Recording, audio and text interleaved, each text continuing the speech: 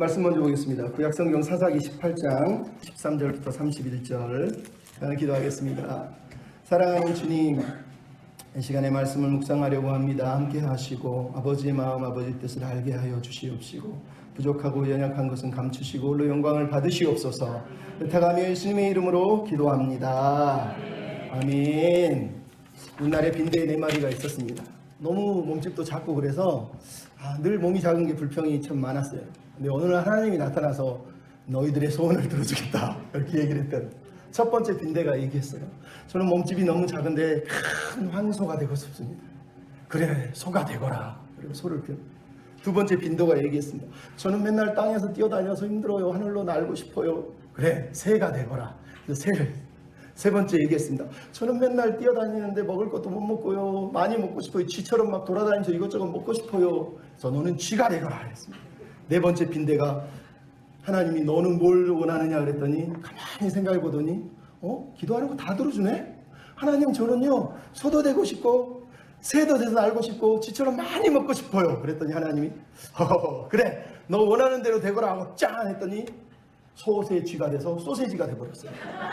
개가 와가지고 그 자리에서 그냥 똥개가 그걸 딱 집어 먹어버린 거예요. 여러분, 헛된 꿈을 꾸면, 헛된 욕망을 가지면 우리를 행복하게 해주지 않습니다. 그것이 오히려 우리를 죽이는 일이 벌어진단 말이에요. 지난주에도 살펴봤지만 우리가 행복을 찾고 있어요. 하지만 우리의 문제는 뭐냐? 만족을 모른다는 거예요. 만족할 줄 모른다는 거예요. 성경이 계속해서 경고하는 내용이 뭡니까?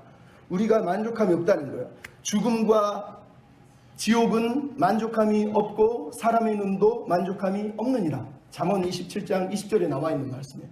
우리의 사람의 마음은 만족함을 모른다는 거예요. 야고보서 1장 14, 15절에 오직 각 사람이 시험을 받는 이유가 뭐냐? 자기 욕심에 끌려 미혹을 받음이니. 히브리서 13장 5절은 돈을 사랑하지 마라. 있는 바를 족한 줄로 알아라. 하나님이 지켜주신다. 근데 문제는 뭐라고요? 우리가 하나님을 믿지 않으면 늘 만족함을 못 누린다는 거예요. 만족함을 못 누리는 이유가 뭘까요? 파스칼이 그랬어요. 우리 마음의 한 구석에 하나님만이 들어와야 되는 공간이 있대요.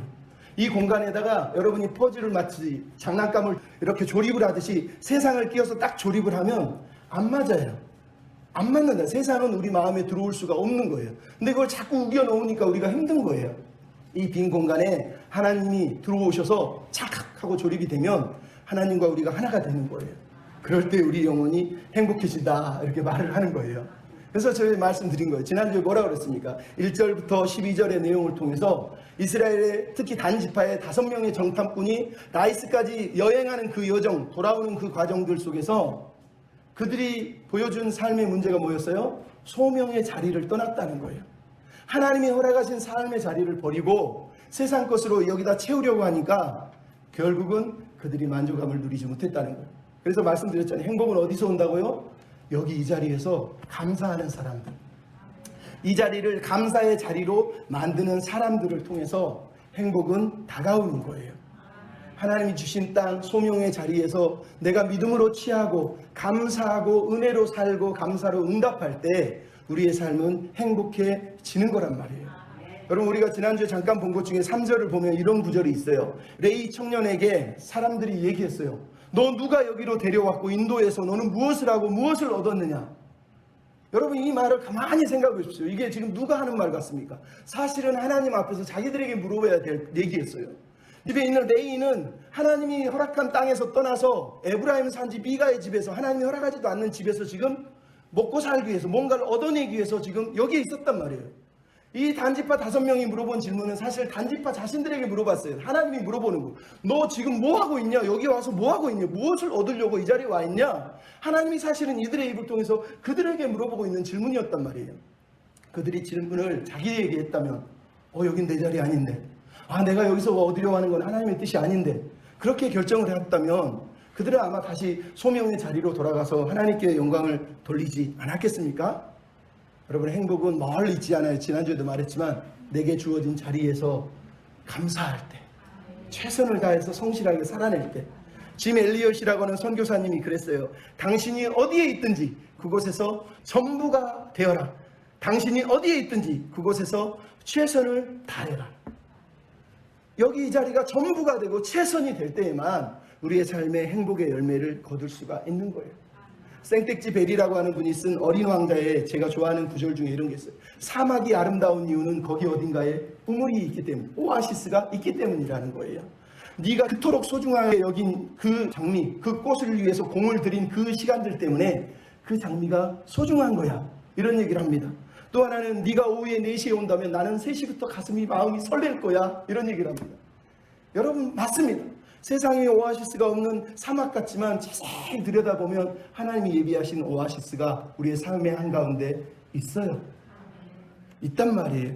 우리가 하루하루 내게 주어진 삶을 보듬고 정성을 들여서 꽃을 끼우듯이 내 삶에 정성을 들이면, 은혜로 감사로 정성을 들이면 거기에서 내 하루를 사랑할 마음, 감사할 마음이 생기는 거예요. 오후 4시가 아니라 3시부터 하나님을 사모하는 마음으로, 설레는 마음으로 매일을 그렇게 살아간다면 우리의 삶도 행복해질 거예요. 전도서 기자가 이렇게 얘기합니다. 저번에 우리 김유순 권사님 집 신방 갈 때 목사님이 들려준 구절, 전도서 3장 11절, 12절, 13절 이런 게 써 있어요. 하나님이 모든 것을 때를 따라 아름답게 하셨다. 그러나 하나님이 하시는 일은 사람에게 측량할 수 없게 하셨다. 사람이 하는 일을 사는 동안 기뻐하고 선을 행하고 사람마다 먹고 마시는 것과 수고함으로 낙을 누리는 것, 그것이 하나님의 선물인 줄을 내가 깨달았다. 여러분, 하나님이 왜 나에게, 왜 우리 집에, 왜 이렇게 하셨어요는 여러분 평생 답을 못 들을 거예요. 왜? 그것은 하나님의 섭리요, 하나님의 신비이기 때문에 우리가 하나님이 하신 일을 측량할 수 없어요. 왜 하나님 우리 집에, 왜 나에게, 우리 가정에, 아무리 소리쳐 보십시오, 답을 못 드릴 수도 있단 말이에요. 우리가 할 일은 뭐라고요? 하나님이 허락하신 삶을 선물로 받는 거예요. 오늘 먹고 마시고 성실하게 수고함을 통해서 낙을 누리도록 하나님이 우리를, 이 하루를 선물로 주셨다니까요. 이 하루를 선물로 받아야 돼, 선물로. 여러분, 그런 사람들이 다 되셨으면 좋겠습니다. 옆 사람한테 인사하세요. 이 자리가 선물입니다. 이 자리가 오늘이 선물이에요. 여러분, 두 번째, 이제 오늘 본문 11절부터 31절은 이스라엘 지파 중에 단 지파가 두 번째 여행을 하는 이야기예요. 첫 번째는 5명이 라이스까지 여행을 했다면, 이번에는 단 지파 전체가 자기 고향에서 라이스까지 여행을 하는 이야기가 등장을 합니다. 그 중간에 미가의 집에 있는 레인을 만난 것처럼 이번에 두 번째 여행에도 미가의 집에 있는 레인뿐만 아니라 이번에는 미가까지 만나는 이야기가 이 중간에 들어있어요. 이 이야기를 통해서 우리가 행복을 찾기 위해서, 아니면 행복한 삶을 살기 위해서 필요한 것이 무엇인지를 한번 묵상하려고 합니다. 따라서 합시다. 허무한 것을 위해 살지 말자. 다시 얘기하면 영원한 것을 붙들고 살라는 거예요. 영원한 것을 붙들고 살라는 거예요.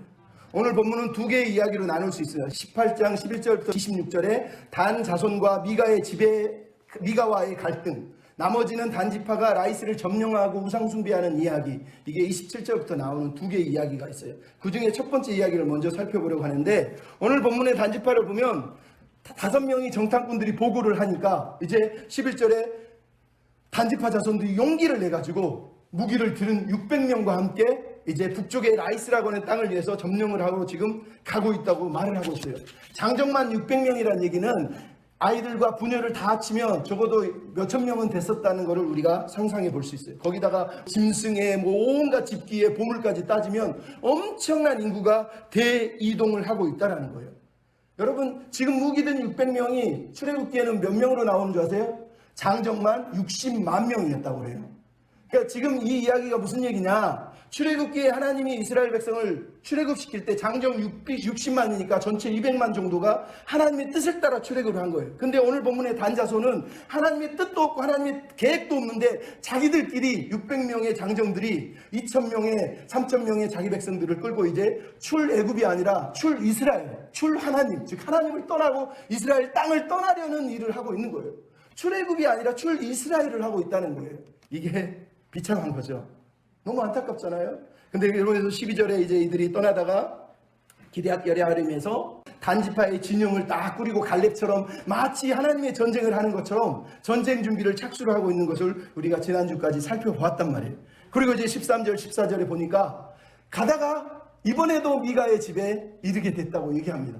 근데 그 중에 5명이 뭐라고 그러죠? 야, 이 집에 가니까 금신상, 은신상, 드라빔, 에봇이 있는데, 야, 우리가 뭐 해야 될지 알지? 야, 어떻게 해야 될지 알지? 이렇게 얘기했다는 거예요. 생각해보라라고 되어 있지만 생각해보라가 아니라 니네들이 알고 있는 대로 행동하라는 거예요. 생각하지 말고 그냥 막 가져오라는 이런 뜻이었다는 거예요. 그래서 600명이 무기를 들고 있으니까 정탐꾼 5명이 들어가서 미가의 집에 있는 그 우상들을 다 끄집어서 내왔다고 오늘 본문 얘기를 하잖아요. 그랬더니 레인이 가만히 쳐다보다가 600명이 칼 들고 있으니까 뭐라 말은 못하고 지금 뭐 하는 거예요? 그냥 이렇게 물어봤다는 거예요. 그랬더니 뭐라 그럽니까? 단자손들이 너 조용히 해, 입 닥쳐. 입 닥쳐 이렇게 얘기했다는 거예요. 그러면서 차라리 우리를 따라서 우리 아버지와 우리의 제사장이 되고 이 집의 제사장 되는 것보다 한 지파의 제사장이 되는 게 낫지 않느냐라고 얘기를 했다는 거예요. 그랬더니 레인이 뭐라고 그래요? 마음이 기뻐서 20절에 보십시오. 마음이 기뻐서 그 우상들을 이번엔 자기가 받아가지고 단자손 사이로 쑥 들어갔다라고 오늘 본문이 우리에게 얘기를 하고 있다는 거예요. 여러분 이게 무슨 얘기를 하는 것 같습니까? 네가 너 아들처럼 대해주고 내가 1년 연봉 채워주고 너 먹고 살 거 다 해결해 줄게 라고 얘기를 했는데도 불구하고 이 레이는 지금 미가의 집이 아니라 단지파 자손을 따라가기로 마음을 먹었다라고 오늘 보면 얘기하는 거예요. 왜요? 이 레이는 항상 더 많은 보수, 더 많은 성공, 출세의 길을 찾고 있었기 때문에 네가 한 사람의 집보다 저 사람이 주는 게 더 많으니까 선택지가 없는 거예요. 더 많은 거 좋아. 조금만 더 가지면 지난주에도 우리가 얘기했지만 조금만 더 갖는 게 행복이라고 생각이기 때문에 조금만 더 갖기 위해서 좀 더 영향력 있는 것으로 좀 더 자기를 자랑할 수 있고 좀 더 자기를 나타낼 수 있는 것, 좀 더 많은 사람이 모인 것, 그런 것을 찾아서 지금 가려고 마음을 먹고 마음이 기뻐서 갔다고 얘기를 하고 있는 거예요. 평생 출세를 위해 성공을 위해 사니까 자기 마음에 하나님은 없어요. 하나님은 아무 상관이 없는 거예요. 하나님이 누구신지 무엇을 원하시는지는 물어보지 않아요. 모든 판단의 기준은 내가 성공하고 내가 출세하고 내가 인기를 얻고 내가 많이 가지는 거야 라는 거를 오늘 본문이 보여주고 있잖아요. 이런 사람은 신의도 없어요. 미가가 아무리 우상 숭배하는 사람이라 할지라도 자기를 아들처럼 대해주고 먹여주고 재워주고 한 시간들이 있잖아요. 근데 그냥 배신해버리지 않습니까? 하나님을 예배한다고 그러면서 기도 한번 하지 않고 하나님 뜻 한번 고민하지 않고 그냥 덥석 많이 줘요? 진짜요? 보수 더 준다고요? 그리고 지금 쫓아가고 있는 걸 우리에게 보여주고 있는 거예요. 근데 여러분 이런 삶이 행복하다고요? 이 갈망이 채워진다고요? 절대 채워지지 않는다는 걸 여러분 기억할 필요가 있어요. 중요한 건 오늘 본문의 21절부터 26절의 내용이에요. 재밌는 내용이 뭡니까? 단자손들이 막 자기 백성들과 함께 그 우상들을 끌고 도망가니까 미가가 자기 동네 사람들을 끌고 모아서 본문에 보면 단 동네 사람들이 모여온 것 같지만 실제로 히브리어를 읽어보면 미가가 사람들을 설득해가지고 한 몇십 명이 쫓아온 거예요. 쫓아와서 이 단 자손들을 따라오니까 단 자손들이 뭐라 그럽니까? 22절부터 24절에 너 무슨 일로 여기 왔느냐? 너 뭐 때문에 왔느냐? 이렇게 얘기했다는 거예요. 그랬더니 미가가 뭐라고 얘기했습니다. 24절에 내가 만든 신들과 제사장을 빼앗아가니 나에게 남은 것이 없는데 무슨 일이라니요? 이렇게 얘기했다는 거예요. 여러분 이 구절이 너무 중요해요. 왜? 오늘 본문에서 우리는 놀라운 걸 지금 마주하고 있는 거예요. 미가가 자기 입으로 뭐라고 그랬다고요? 내가 만든 신들을 가져갔으니 나는 남는 게 아무것도 없습니다 라고 했다는 거예요. 여러분 우리가 세상을 사랑하고 우상을 좋아하고 세상의 모든 걸 채워줄 것처럼 뛰어가지만 그 우상은 언제나 우리를 배신할 거예요. 내가 우상이라고 내가 만든 그 신은 결국은 마지막에 가면 아무것도 남는 게 없는 인생으로 우리를 끌고 갈 거라는 거예요. 여러분이 아무리 이게 내 신이야 내 신이야 그러면서 그걸 향해서 미친 듯이 달려가도 거기에는 아무것도 남는 게 없어진다는 거예요. 여러분 오늘 본문의 미가 이야기가 바로 이 얘기를 하는 거예요. 왜? 그건 실체가 아니니까. 내가 만든 거잖아요. 내가 돌로 나무로 깎아 만든 거잖아요. 그게 신이 아니잖아요. 근데 그거에 목숨을 걸고 그게 전부인 것처럼 미친 듯이요 이 허무한 것을 향해 달려갔는데 딱 누가 뺏어가 버리니까 무슨 일이 벌어졌어요? 아무것도 남은 게 없대요. 나는 이제 아무것도 남은 게 없는데 어떻게 살라고 지금 이러고 있다는 거예요. 허무한 것에 목숨을 걸면 내 인생은 남는 게 하나도 없을 뿐만 아니라 나조차 허무한 인생으로 변하는 거예요. 그래서 우리가 허무한 인생을 살면 안 된다는 거예요. 미가가 붙들었던 것, 어머니의 돈을 훔쳤잖아요. 근데 오늘 본문에 훔치다는 탈취하다는 단어가 똑같은 단어예요. 이번에는 단 자손이 미가의 것을 훔치고 있어요. 허무한 것을 의지하고 살았더니 자기가 한 그대로 지금 되돌아오고 있어요. 미가가 제사장에게 돈을 주면서 너 우리 집 제사장 되라 그랬더니 이번에는 단 자손들이 그 제사장에게 더 많은 걸 주면서 너 우리 집 제사장이 되라 그러면서 미가의 집에 있는 이 레인을 또 데리고 가버리잖아요. 그가 의지했던 모든 것들이 말 그대로 손가락 사이로 다 빠져나가고 있는 거예요. 그냥 모래처럼 들었더니 물처럼 들어봤더니 아무것도 잡히지 않았다는 걸 오늘 본문이 우리에게 들려주고 있잖아요. 왜 단 자손의 정복 이야기 가운데 이 우상 숭배의 실체를 까발리고 있냐는 거예요. 우상은 허무라는 거예요. 우상은 가짜라는 거예요. 우상을 붙들면 마지막은 남는 게 아무것도 없다는 거예요. 그걸 잊어버리지 말라는 거예요. 뉴욕의 유명한 저널리스트가 유명 연예인들에 대한 글을 썼는데 이런 글이 있어요. 연예인들은 너무 불쌍해 보인다. 유명인들은 더더욱이나 불쌍하다. 왜냐하면 이들은 명성을 원했고 노력했고 최선을 다했고 가장 유명해진 날 그냥 자기 집에서 즐겁게 비명을 지르며 파티를 즐기면서 그렇게 살고 싶었고 마침내 그것을 해냈고 수많은 사람들도 인기와 추앙을 받았고 최고의 자리에 올랐다. 마법 같은 밤을 보낸 것이다.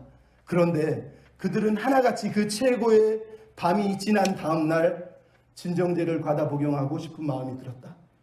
전에 불안했다면 이제는 2배로 불행해졌고 환멸과 허무로 인해서 그들은 참을 수 없어서 처절하게 울부짖고 있다라고 이렇게 썼어요. 여러분 이게 그냥 나온 말이 아니에요. 우리가 아는 어니스트 해밍웨이라는 소설가, 패션 디자이너라는 알렉산더 맥킨, 화가 마크 로스코, 그룹 러마다의 리더 코트 코베인, 이 모든 사람들은 부와 인기와 명예를 다 얻은 그 정점에서 스스로 목숨을 끊었어요.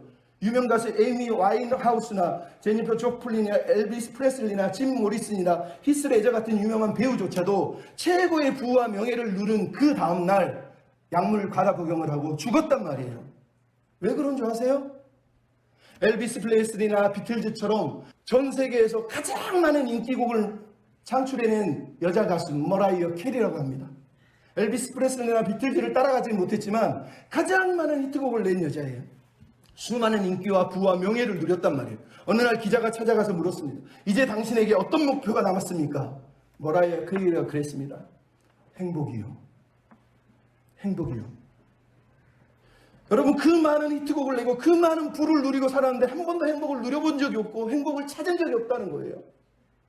행복이요. 행복. 여러분 거기에 행복이 없다니까요. 거기에 행복이 있다고 미친 듯이 달려갔지만 그게 아무것도 아니고 한멸이고 허무라는 걸 깨달고 그들은 음독 자살을 하고 마약을 먹고 자살을 하고 죽었다는 거예요. 근데 우리가 그걸 쫓아가고 있어요. 우리도 그렇게 살고 싶다고. 더 많이 주세요. 더 많이 누리세요. 빈대가 빈대도 낯짝이 있지. 소세지가 돼서 죽으려고. 우리가 그렇게 살고 있단 말이에요. 그렇게 살면 안 되는 거예요.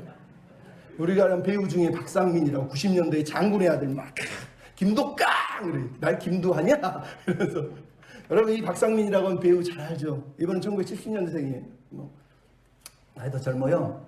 근데 아버지 집이 너무 부자였어요. 의사에다가 병원장에다가 엄청난 부성대한 갑부였어요. 몇백억, 몇천억의 재산이 있었다고 얘기를 할 정도니까. 어려서부터 가진 게 다 있었어요. 그러니까 형들은 그나마 공부 좀 하는데 박상민이라고 하는 이 사람은 공부는 재미없고 맨날 누리고 사니까 맨날 술 먹고 중학교 때부터 술 먹고 담배 피고 깡패짓 하고 다녔어요.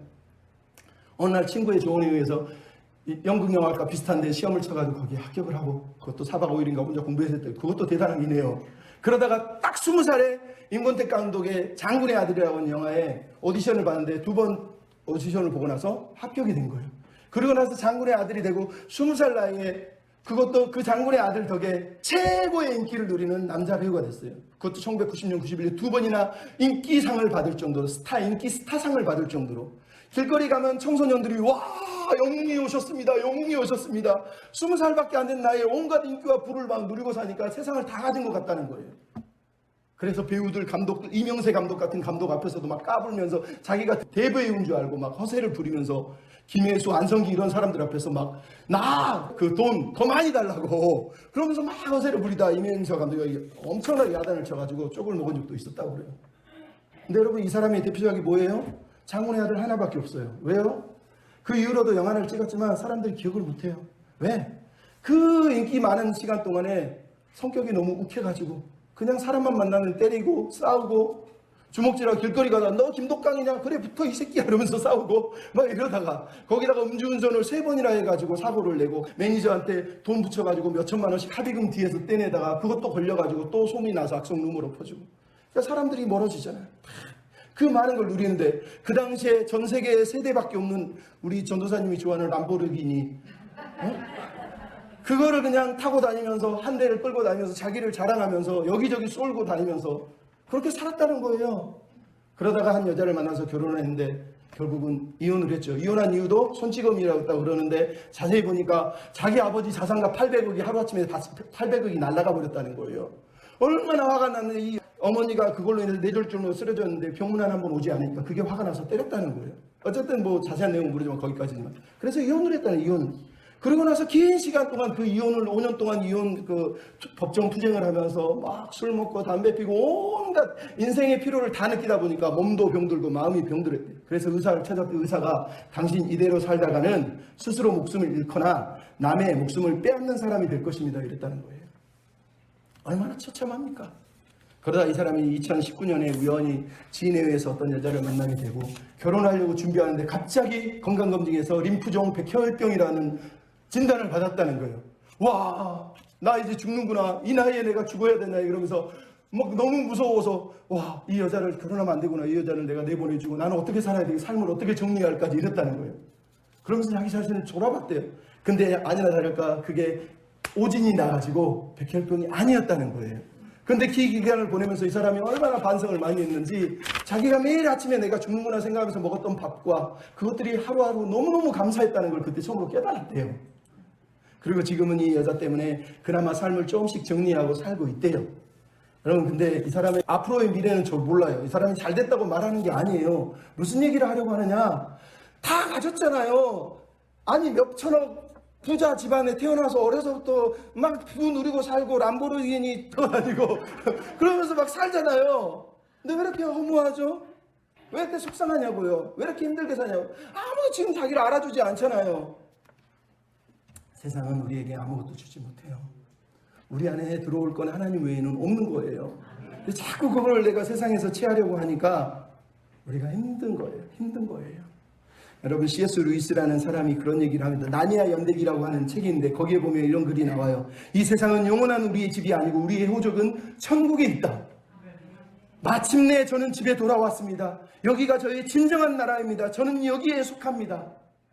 제가 일생 동안 찾고 있던 나라가 바로 이 땅입니다. 그러면서 소설 속에서 우리가 하나님의 백성이고 하나님의 시민이라는 것을 그 소설 속에서 우리에게 들려주고 있단 말이에요. 아까 얘기했던 짐 엘리엇이라는 선교사가 그래요. 영원한 것을 얻기 위해서 영원하지 않은 것을 버리는 사람은 절대 바보가 아니라는 거예요. 당연하죠. 근데 우리는 영원하지 않은 것을 붙잡으려고 영원한 것을 던져버리니 우리 인생이 바보고 멍청이라는 거예요. 여러분 이게 단 자손이고 미가 집하고 레이 집하고 그리고 우리란 말이에요. 영원한 것을 붙들어야지 허무한 거 있다가 없어질 거 잡고 나니 나중에 보니까 아무것도 안 남는 그 내가 만든 신을 붙들고 그게 전부라고 믿고 살면 불행해지는 거란 말이에요. 불행해지는 거예요. 하나님이 왜 우리를 자꾸 여기 내 빈 공간에 뭔가를 채워줬으면 좋겠는데 안 채워주죠? 우리가 하나님을 잘못 믿고 있기 때문에. 우리는 기도하면서 그래 하나님 나 이게 문제 같은데 이것 좀 고쳐주세요. 이게 문제 같은데 이것 좀 고쳐주세요. 네, 하나님은요 내 인생 전부를 다 뜯어고치고 싶으세요. 내가 짓고 싶은 예쁜 집이 아니라 하나님이 나와 함께 하고 싶은 아름다운 궁전을 짓고 싶으신 거예요. 그러려면 다 밀어버려야 되는 거예요. 근데 나는 여전히 그대로 있으면서 내 고집, 내 욕심, 내 꿈, 내 종교, 내가 옛날부터 믿었던 그 생각은 다 가지고 있으면서 하나님 이것만 바꿔주세요. 하나님 이것만 바꿔주세요. 그래서 우리가 힘든 거예요. 하나님이 나를 변화시키셔야 돼요. 그래야지 내 인생이 행복이 어디에 있는지 영원한 것이 무엇인지 깨닫는 거예요. 제가 저번에 얘기했잖아요. 목사, 아들, 무당, 엄마라고 하는 책에 나오는 주명식 목사님이라고 하는 분이 어머니가 무당이 됐는데 이 어머님을 전도하기 위해서 얼마나 애를 썼는지 나중에 결국 어머니가 전도가 됐는데도 여전히 무당 생각, 무당 버릇을 고치지 못해서 무려 6년 동안 어머니하고 씨름을 해서 이것을 털어냈다는 거예요. 여러분 이런 작업이라도 했으니까 말이에요. 여러분 중에는 그런 작업도 안 하고 여기 앉아있으니 여전히 옛날 풍습, 옛날 종교, 옛날 습관이 그대로 있는 거란 말이에요. 그 어머니가 하나님을 믿고 나서 변화되고 나서 아들에게 야 우리 집 뒤에 이게 다 신상인데 5천만 원짜리다. 갖다가 버려라. 그래서 아들이 갖다가 쓰레기통에 다 버렸대요. 여러분 5천만 원짜리 버릴 수 있어요? 누구한테 준 거라도 팔고 싶지 우리는. 하나님을 믿으니까 그냥 갖다가 버리더라는 거예요. 여러분 우상은 버리는 거예요. 허무한 건 버리는 거예요. 허무한 거 붙들고 내 거 영원할 것처럼 그렇게 쥐고 살면 안 된단 말이에요. 영원한 건 없어요. 하나님만이 하나님 안에 사는 삶만이 영원한 거예요. 정채봉이라고 하는 시인이 처음 마음으로 돌아가라 하는 글에 이런 게 있어요. 세탁소에 갓 들어온 새 옷걸이 이야기. 옷걸이가 도착했어요. 그랬더니 헌 옷걸이가 새 옷걸이에게 얘기했어요. 네가 옷걸이라는 걸 한시라도 잊어버리면 안 된다. 그랬더니 새 옷걸이가 그랬어. 아니 내가 옷걸이인데 꼭 옷걸이라는 걸 기억해야 되나요? 그랬더니 헌 옷걸이가 말했어요. 잠깐씩 입혀지는 옷이 네 신분인장 교만에 지는 그 옷걸이 인생, 그걸 내가 너무 많이 봤기 때문이야. 이러더라는 거예요. 여러분, 이 옷걸이에 걸치고 있는 명품 엄청 좋아하대? 명품이 여러분 내가 아니라니까요. 나는 명품이 아니라 내 안에 내 옷걸이, 하나님이 원하는 인생, 그것이 필요한 것이지 겉에 걸치는 게 내가 아니란 말이에요. 우리가 너무 교만해요. 자기 자신은 가진 것도 없고 인생 뜯어보면 다 그지 같은데 입고 있는 것 가지고 들고 있는 것 같아요. 재산 가지고 자기 자랑하면서 명품이네, 나도 명품 인생이네. 그거 너무 웃기지 않습니까? 그렇게 살면 안 돼요. 옛날에 개구리 한 마리가 하늘을 쳐다보면서 나는 하늘로 날고 싶은데 방법이 없어요. 근데 독수리가 지나가다 너 왜 그렇게 날 쳐다보니? 나도 날고 싶어요. 그래 그러면 날아라. 나무 막대기 하나 내가 잡을 테니까 입에 꼭 물고 있어. 그리고 날아가. 그랬더니 알았어요. 그래서 탁 물었어요. 그리고 독수리가 막 날아갔어요. 밑에 있는 개구리들이 구경하면서 야 너 거기 어떻게 날아다니니? 개구리가 했어요. 나 때문이야. 딱 떨어져요. 아예 떨어져서 배가 딱 갈라서 죽었다는 거예요. 끝까지 입을 다물고 있어야지 날고 싶으면. 그게 교만이라는 거예요. 그게 교만. 내가 뭔가를 취한 줄 알고 내가 뭔가를 가진 줄 알고. 여러분 그렇게 살면 안 되는 거예요. 정호승 시인이 이런 얘기합니다. 햇살에게라고 하는 시에 이른 아침에 먼지를 볼 수 있게 해주셔서 감사합니다. 이제는 내가 먼지에 불과하다는 걸 알게 해주셔서 감사합니다. 그래도 먼지가 된 나를 하루 종일 찬란하게 비춰주셔서 감사합니다. 여러분 이게 인생인 거예요. 우리 인생은 먼지 같은 거예요. 흙먼지로 우리를 만들었다고 성경이 말하잖아요. 내가 먼지임을 알 때만 하나님이 나와 함께 하시고 하나님의 임재가 더 뜨거워지는 거예요. 내가 뭔가 된 줄로 까불기 때문에 하나님이 내 안으로 못 들어오시니까 세상 거 다 지워보려고 하니까 만족함이 없는 거란 말이에요. 여러분 헛된 것을 버리시고 영원한 것을 붙드십시오. 우리 옛날 찬양 사람을 보며 세상을 볼 때 만족함이 없었네. 나의 하나님 그분을 뵐 때 나는 만족하였네. 이런 찬양이 있어요. 가사가 너무 좋지 않습니까? 그렇게 사세요. 사람을 봐도 세상을 봐도 없어요 만족이. 하지만 하나님을 붙들면 만족함이 있습니다. 마지막으로 따라합시다. 섬김의 삶에 행복이 있습니다. 여러분 행복은 오늘 소명의 자리에 감사하는 사람, 허무한 것이 아니라 영원한 것을 붙드는 사람, 마지막으로 하나님의 마음을 품고 낮은 곳으로 고통하는 곳으로 어려운 사람들 향하여서 평화의 사람이 되어서 희생하며 나아가서 섬기는 자리에만 하나님이 주시는 행복이 만족이 있다는 거예요. 여러분 이걸 우리가 잊어버리면 안 돼요. 오늘 본문에 우리가 이제 읽는 27절부터 30절의 이야기, 너무 불행한 이야기예요. 여러분이 볼 때는 이거 좋은 것 같은데 절대 좋은 게 아닙니다. 지금 단자손들이 라이스에 도착을 했어요. 거기에는 사람의 왕래도 없고 평화롭고 평온하고 아무도 도움이 없어서 싸울 이유도 없고 싸움할 이유도 없는 평화롭게 사는 사람들이 있었다는 거예요. 근데 단자손들이 거기 가가지고 칼로 그들을 쳐들어가서 그들을 쳐서 죽이고 성읍을 불질렀다고 27절에 말하고 있단 말이에요. 여러분 이 27절에 칼로 치고 성읍을 불사르다는 단어가 가나안 정복 전쟁 때 하나님이 명령하신 명령에 따라 행하는 행위를 말하는 거예요. 근데 지금 이들이 뭐라고 했어요? 하나님이 명령하지도 않았는데 하나님이 허락하지도 않았는데 이 전쟁은 가나안 정복 전쟁도 아닌데 가나안 정복 전쟁인 것처럼 칼로 그들을 죽이고 불살라고 그들을 죽였다고 얘기하는 거예요. 여러분 하나님 안 믿으니까 다 죽이면 됩니까? 어떤 사람은 교회 다니면서 그런 사각을 가지고 있어요. 절대 그러면 안 돼요. 여러분 창세기 15장 16절 이하에 보면 뭐가 나옵니까? 내가 가나안 땅을 너희 자손들에게 지금 주지 않고 400년 후에 주는 이유는 저 땅이 아직 죄가 간영하지 않기 때문이라. 죄가 아직 들어차지 않기 때문이라는 거예요. 하나님이 왜 이스라엘 백성을 그 땅에 보냈다고요?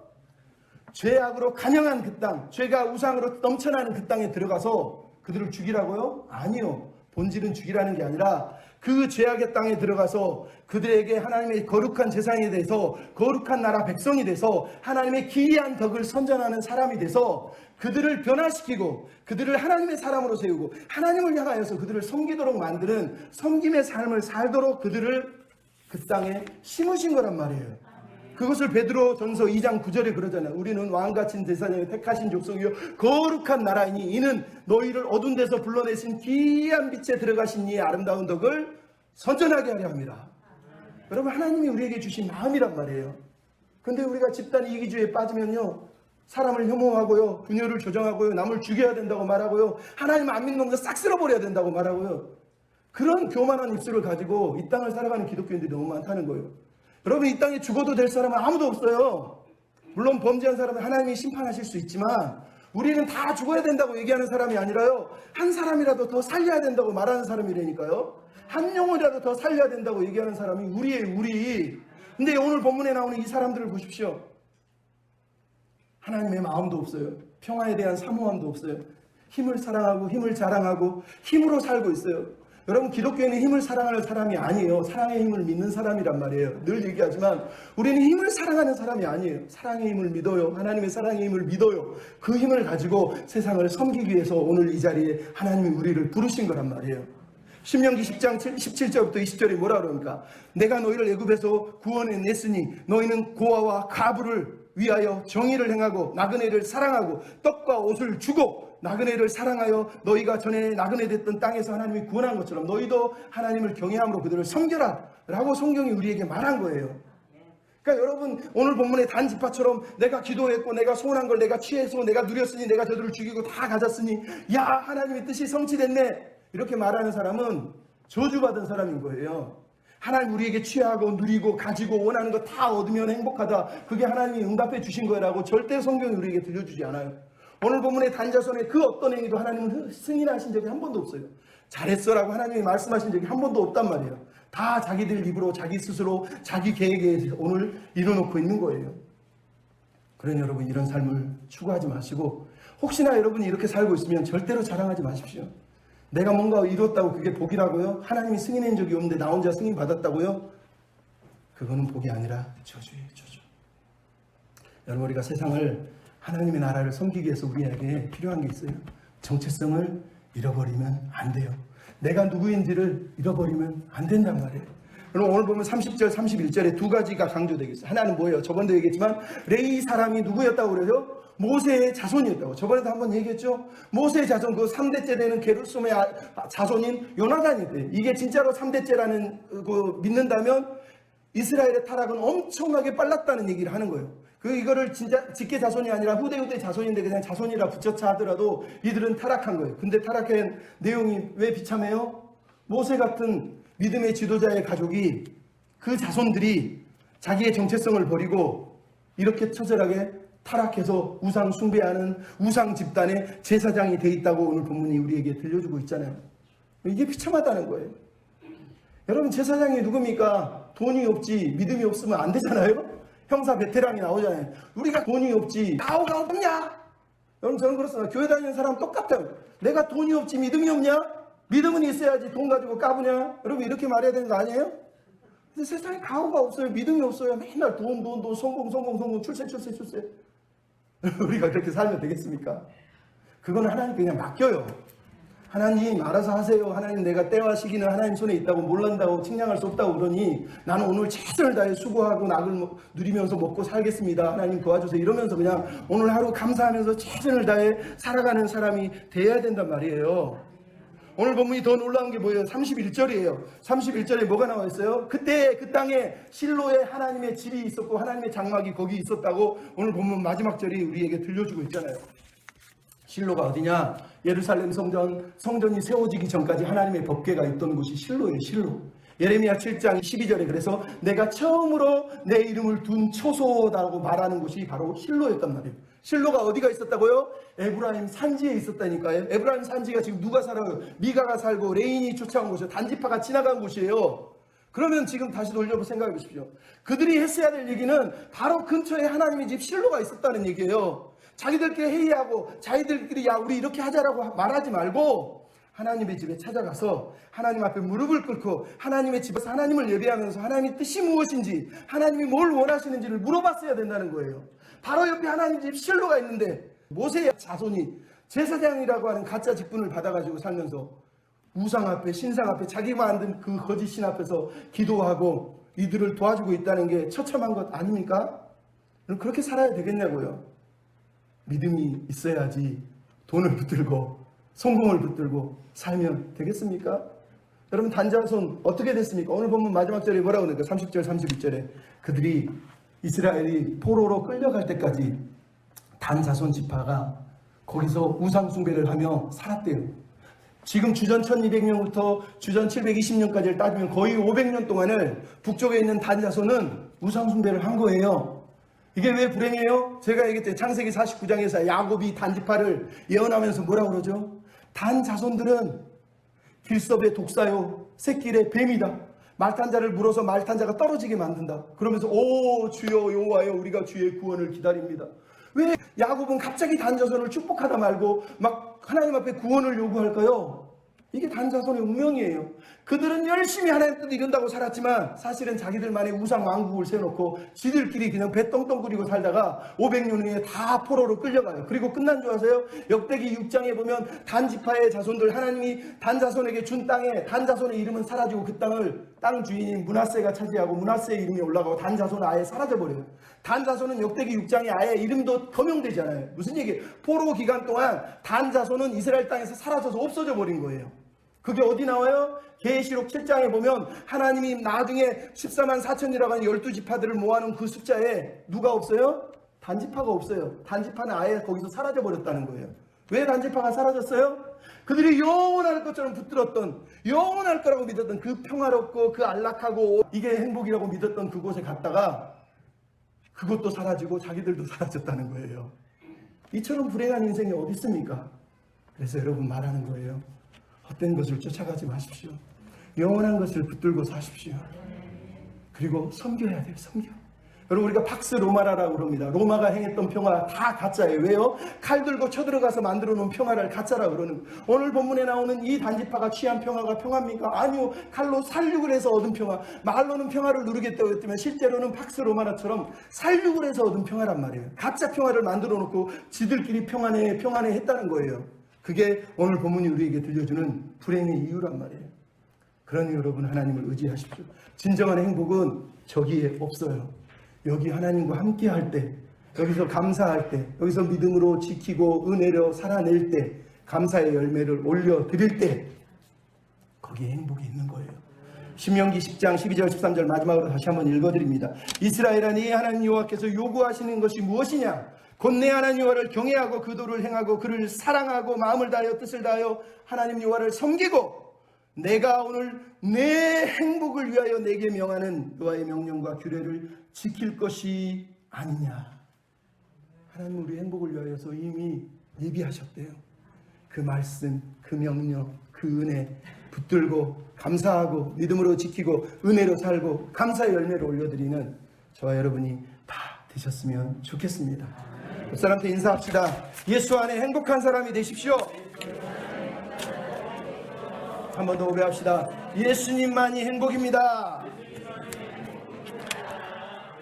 우리 같이 찬양할 때 주님 내가 평생 사는 동안 가짜 행복이 아니라 진정한 행복 하나님 안에 예수 안에 있는 그 행복 누리며 살아갈 수 있도록 도와주시옵소서. 같이 찬양 부르겠습니다. 나의 평생에 나의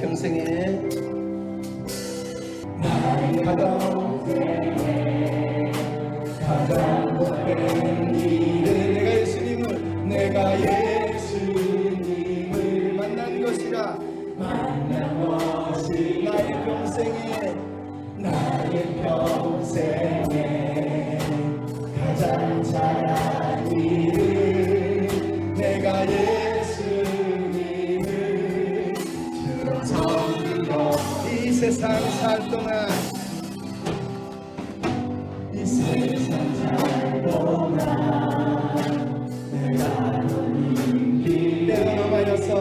때론 험하여서 넘어질 때도 주의 강한 손이 나를 이끄시니 내가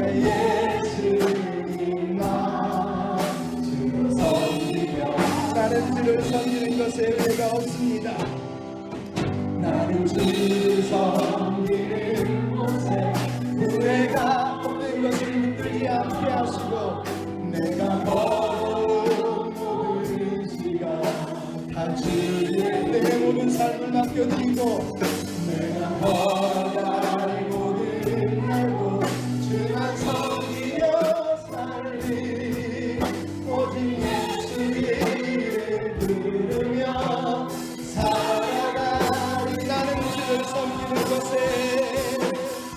나는 주님 섬기는 것에 후회가